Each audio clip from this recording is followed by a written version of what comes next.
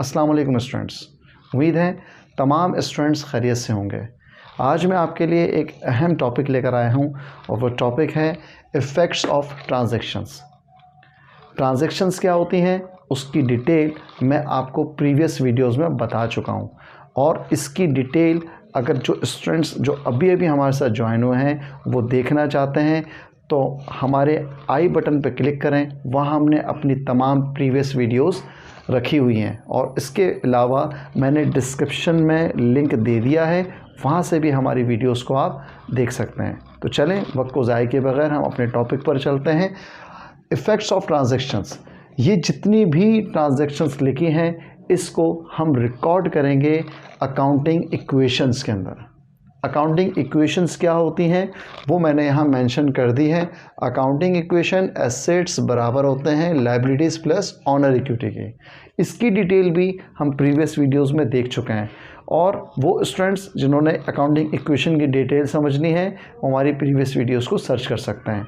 आज हम पढ़ रहे हैं इफ़ेक्ट्स ऑफ ट्रांजैक्शंस। तो अकाउंटिंग इक्वेशंस पर किस तरह से ये ट्रांजैक्शन इफ़ेक्ट्स कर रही हैं उसको मैं आज बिल्कुल डिटेल में आपके साथ डिस्कस करने वाला हूँ। तो चलें शुरू करते हैं। अब अकाउंटिंग इक्वेशंस को मैंने बना दिया है। इस क्वेश्चन को अकाउंटिंग इक्वेशन के फॉर्मेट पे करने के लिए तरीक़ेकार यह है कि सबसे पहले मैंने लिखा है एसेट्स बराबर होते हैं लायबिलिटी प्लस ऑनर्स इक्विटी के। अब इसके अंदर जितने भी हेड्स ऑफ अकाउंट्स आएंगे वो मैंने यहाँ पर मेंशन कर दिए हैं।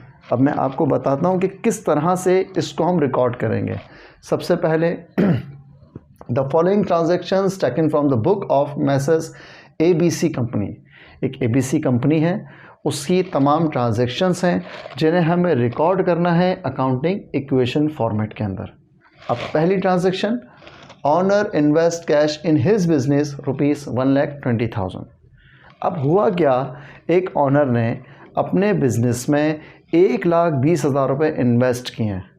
तो ₹1,20,000 बिज़नेस में रिकॉर्ड कैसे किए जाएंगे और अकाउंटिंग इक्वेशंस के अंदर किस तरह से रिकॉर्ड करेंगे तो उसको देखते हैं कि बिज़नेस में कैश इन्वेस्ट हुआ है ₹1,20,000 का और ये इन्वेस्ट किसने किया है, ऑनर ने इन्वेस्ट किया है। ठीक है, तो अब हम इसको जब रिकॉर्ड करेंगे तो हम ये बताएंगे कि कैश जो है हमारा एसेट होता है। इसकी डिटेल भी मैं प्रीवियस वीडियोस में दे चुका हूँ कि कौन कौन सी चीज़ें एसेट्स होती हैं, कौन सी चीज़ें लायबिलिटीज़ होती हैं और कौन सी चीज़ें ऑनर्स इक्विटीज़ होती हैं। तो अभी क्वेश्चन को हम आगे लेकर चलते हैं। जो हमारा कैश है वो बिज़नेस का एसेट है। अब ₹1,20,000 बिज़नेस में इन्वेस्ट किए गए। अब इस ट्रांजैक्शंस के अंदर इक्विपमेंट की कोई बात नहीं है, फर्नीचर की भी कोई बात नहीं है, लायबिलिटी की भी कोई बात नहीं है। अब ऑनर ने बिजनेस में इन्वेस्टमेंट की है ₹1,20,000। तो जब हम रिकॉर्डिंग करते हैं तो ऑनर की इन्वेस्टमेंट को कैपिटल कंसिडर करते हैं। तो हम ये करेंगे कि हम ₹1,20,000 कैपिटल के हेड्स ऑफ अकाउंट में शो करके बताएंगे। तो इस तरह से हम अपनी अकाउंटिंग इक्वेशन को चेक करते हैं कि कैश अगर बिज़नेस में ₹1,20,000 है तो साथ साथ हमारे बिज़नेस का कैपिटल भी ₹1,20,000 है। इस तरह से हमारी एक अकाउंटिंग इक्वेशन बिल्कुल बैलेंस चल रही है। ये हो गई हमारी पहली ट्रांजैक्शन। अब दूसरी ट्रांजैक्शंस को चेक करते हैं। दूसरी ट्रांजैक्शन क्या है, दूसरी ट्रांजैक्शन में लिखा है purchase equipment on cash ₹10,000।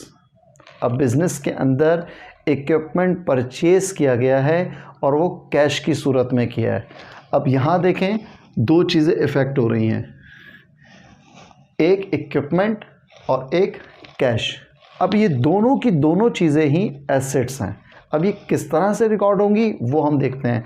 Business में इक्विपमेंट परचेज किया गया है, इट मीन्स बिज़नेस में एसेट इंक्रीज़ हुआ, कौन सा, इक्विपमेंट वाला। तो इक्विपमेंट का अमाउंट हम यहाँ लिख देते हैं ₹10,000। अब बताइए कि ये ₹10,000 का इक्विपमेंट बिज़नेस में आया किस तरह से। डेफिनेटली जब हमने प्रीवियस में इन्वेस्टमेंट की थी ₹1,20,000 की, यहीं से ही हमने ₹10,000 निकाले और हम इक्विपमेंट लेकर आ गए। तो हमने करा ये कि हमने ₹10,000 जो है बिज़नेस के अंदर से निकाल लिए हैं। तो 1,20,000 में से 10,000 रुपये निकल चुके हैं इक्विपमेंट के लिए और वो शिफ्ट हो गया हमारा एसेट इक्विपमेंट के अंदर। अब इस ट्रांजैक्शन के अंदर फर्नीचर की कोई बात नहीं है, इस ट्रांजैक्शन के अंदर अकाउंट्स पेबल की भी कोई बात नहीं है और इस ट्रांजैक्शन के अंदर कैपिटल की भी कोई बात नहीं है। तो अब हम अपने अकाउंट को चेक करते हैं कि क्या हमारी ट्रांजैक्शंस बिल्कुल बैलेंस चल रही है कि नहीं चल रही है, हमारी अकाउंटिंग इक्वेशन बैलेंस है कि नहीं है, उसको देखते हैं। अब हमारे पास बिजनेस में कैश कितना रह गया। अब हमारे पास बिजनेस में जो कैश रह गया है वो रह गया 1,10,000 रुपये। 1,10,000 रुपये हमारे बिज़नेस में कैश रह गया है, लेकिन साथ साथ हमारे बिज़नेस में 10,000 रुपये के इक्विपमेंट्स भी इंक्रीज़ हो चुके हैं। अब इसके बाद फर्नीचर की कोई बात नहीं है, अकाउंट्स पेबल की भी कोई बात नहीं है। अब हम अपनी बैलेंस शीट को चेक करते हैं, अकाउंटिंग इक्वेशन को चेक करते हैं, तो हमारे पास 1,20,000 रुपये हमारे कैपिटल के अंदर मौजूद हैं। इस तरह से आप चेक करें, 1,10,000 रुपये और 10,000 रुपये 1,20,000 और ये 1,20,000, हमारी अकाउंटिंग इक्वेशन बिल्कुल बैलेंस चल रही है। अब हम चेक करते हैं अपनी तीसरी ट्रांजैक्शन को। तीसरी ट्रांजैक्शन देखते हैं। तीसरी ट्रांजैक्शंस में देखें आप, purchase furniture on credit 20,000 rupees. अब यहाँ क्या हुआ, यहाँ बिजनेस में एक तो फर्नीचर बिजनेस में एसेट है और फर्नीचर ख़रीदा गया है, लेकिन क्रेडिट पर, उधार पे। अब यहाँ एक साइड पर अगर एसेट इंक्रीज़ हो रहा है बिज़नेस में, तो साथ साथ हमारे पास बिज़नेस में लायबिलिटी भी इंक्रीज़ हो रही है। अब इसको किस तरह से रिकॉर्ड करेंगे वो देखते हैं। Number 3 transactions. नंबर 3 ट्रांजैक्शंस में इस ट्रांजैक्शन में कैश की कोई बात नहीं है, हमने इसको एज इट इज़ डैश लगाकर छोड़ दिया। क्या इस ट्रांजैक्शन में इक्विपमेंट की बात है? नहीं, इक्विपमेंट की भी कोई बात नहीं है, लेकिन हमें ये पता है कि इस ट्रांजैक्शन में हमारे पास फर्नीचर इंक्रीज़ हो गया और वो फर्नीचर की अमाउंट है 20,000 रुपीज़। तो फर्नीचर बिज़नेस में इंक्रीज़ हुआ है, लेकिन किस फॉर्मेट पर इंक्रीज़ हुआ है? हमारा फर्नीचर बिज़नेस में क्रेडिट की फॉर्मेट पर हुआ है, तो इट मीन्स हमारे बिज़नेस में लायबिलिटी भी इंक्रीज़ हो गई। अब लायबिलिटी के अंदर हम इसको रिकॉर्ड करेंगे 20,000 रुपीज़ और हमारे कैपिटल पर अभी कोई बात नहीं हुई। अब हम चेक करेंगे कि क्या हमारी एक अकाउंटिंग इक्वेशन बैलेंस है, उसको देखते हैं।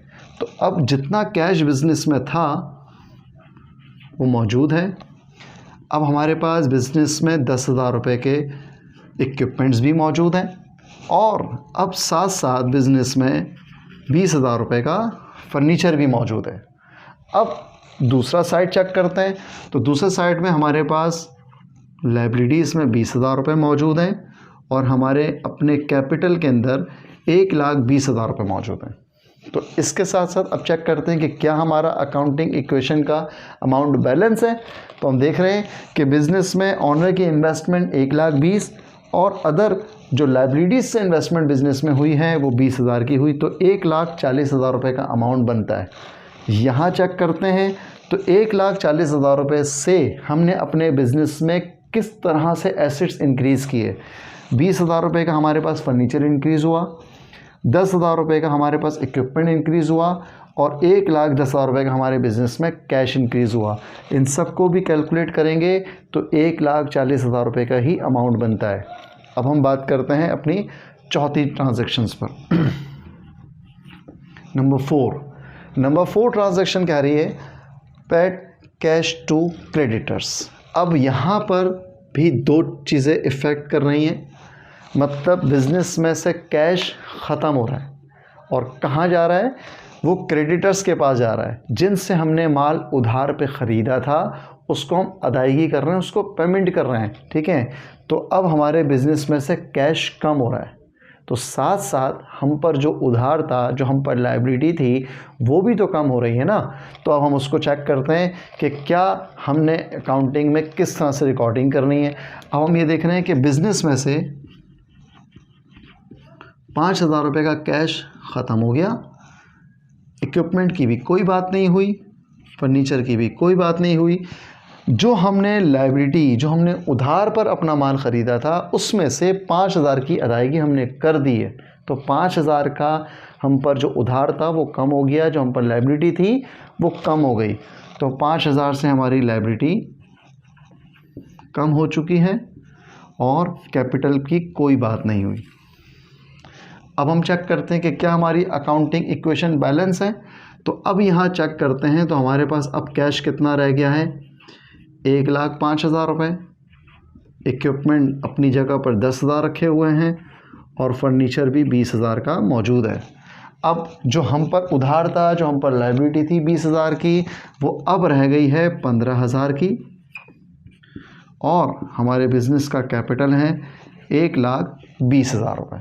तो इस तरह से अब हम चेक करते हैं तो हमारी अकाउंटिंग इक्वेशन बिल्कुल बैलेंस चल रही है। अब बात करते हैं नंबर 5।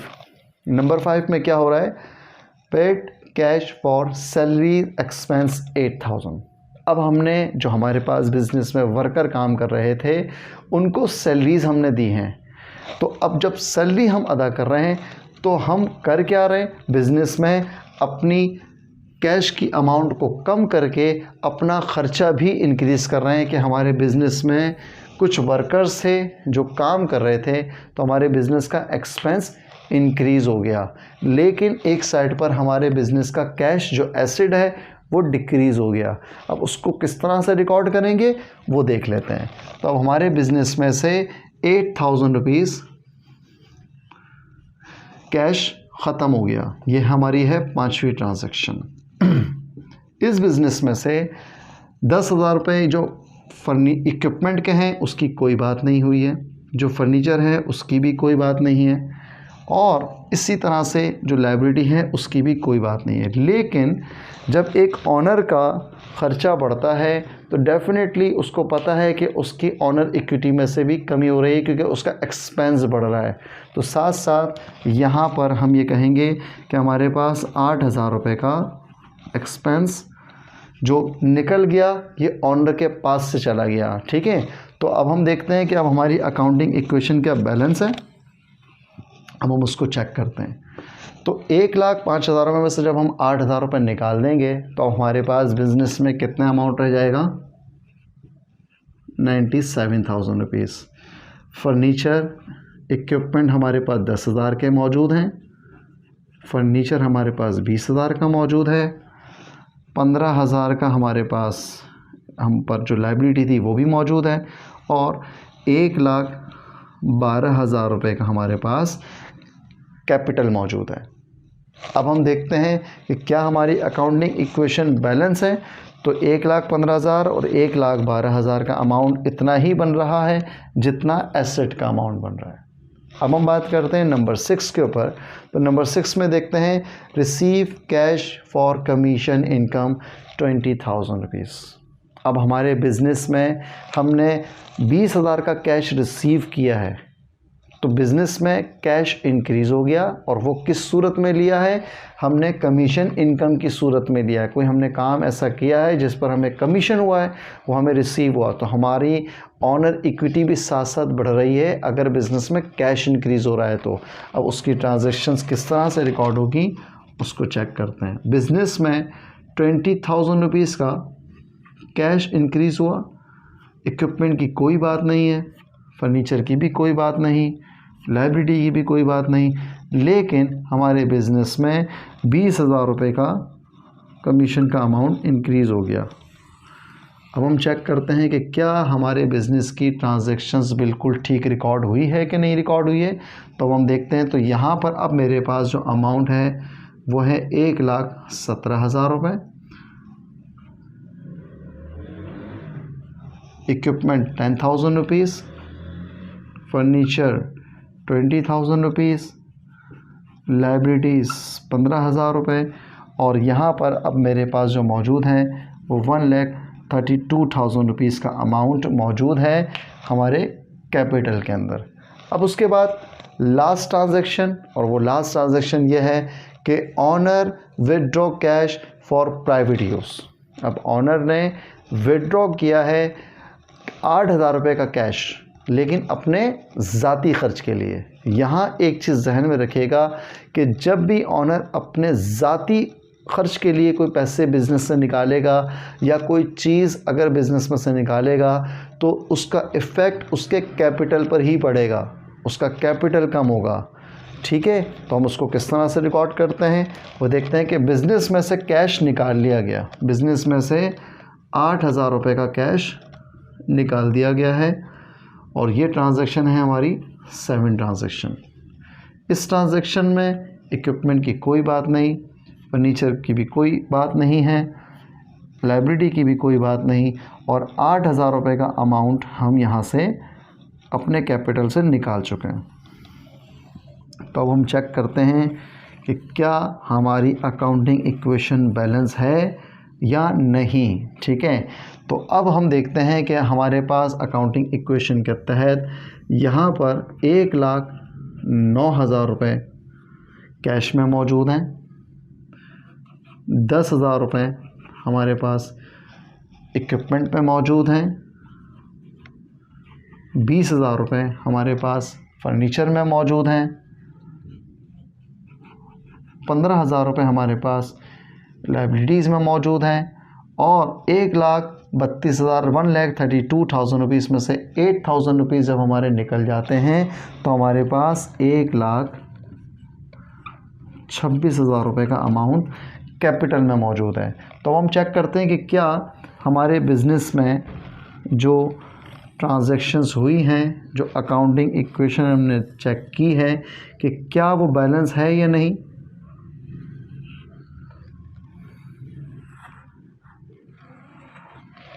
तो हम चेक करते हैं कि हमारे बिज़नेस में जो ट्रांजैक्शन हुई है क्या वो बैलेंस है या नहीं। तो स्टूडेंट्स अब हम 7 ट्रांजैक्शंस देखते हैं। तो 7 ट्रांजैक्शन के अंदर हमने क्या किया कि owner withdraw cash for private use 8,000 rupees. तो ऑनर ने 1,17,000 में से जब कैश 8,000 का निकाल दिया तो अब उसके पास 1,09,000 रुपये का कैश मौजूद है। इसी तरीके से 10,000 का इक्विपमेंट मौजूद है और 20,000 के उसके पास फर्नीचर मौजूद हैं। तो हमने जब चेक किया पूरा टोटल अमाउंट तो हमें पता चला कि हमारे पास 1,39,000 रुपये का अमाउंट मौजूद है जो एसेट साइड पर मौजूद है। अब ये एसेट साइड ऐसे ही थोड़ी हो गया, एसेट साइड किसी दूसरे इफ़ेक्ट्स के ज़रिए ही बिज़नेस में इंक्रीज़ हुए हैं। तो हमें दूसरा इफ़ेक्ट भी चेक करना है कि हम पर जो लायबिलिटी थी वो कितनी है और जो हमारी अपनी इन्वेस्टमेंट है वो कितनी है। तो हमारे बिज़नेस के अंदर 15,000 रुपये की लायबिलिटी भी मौजूद है और साथ साथ हमारे बिज़नेस में 1,24,000 रुपये का हमारा कैपिटल मौजूद है। और इसको भी अगर हम कैलकुलेट करें तो टोटल अमाउंट 1,39,000 रुपीज़ की अमाउंट बनती है। तो इस तरह से हमारी अकाउंटिंग इक्वेशन भी बराबर हो गई। तो ये था बेटा आज का हमारा टॉपिक इफ़ेक्ट्स ऑफ ट्रांजैक्शंस का, कि हमने अपनी ट्रांजैक्शंस को किस तरह से अकाउंटिंग इक्वेशंस के अंदर रिकॉर्ड किया। और ये बहुत अहम टॉपिक है उन बच्चों के लिए जो अकाउंटिंग इक्वेशंस की ट्रीटमेंट सीख रहे होते हैं ट्रांजैक्शंस के ज़रिए। तो उम्मीद है कि ये वीडियो उनके लिए बहुत ज़्यादा फ़ायदेमंद होगी और बहुत अच्छे से और बहुत डिटेल में आपको मैंने समझाने की कोशिश की है और उम्मीद है कि आपको मेरी बात बहुत अच्छे से समझ आई होगी। मिलते हैं इंशाल्लाह नेक्स्ट वीडियो के साथ जिसमें हमने अकाउंटिंग साइकिल के अंदर क्या क्या ट्रांजैक्शंस करनी है वो सब रिकॉर्ड करेंगे। और मेरा अब जो अगला टॉपिक होगा, जो नेक्स्ट टॉपिक होगा वो होगा जर्नल एंट्रीज़, कि हम अपनी जर्नल एंट्रीज़ को किस तरह से मेंटेन करेंगे। तो इंशाल्लाह मिलते हैं नेक्स्ट वीडियो के साथ।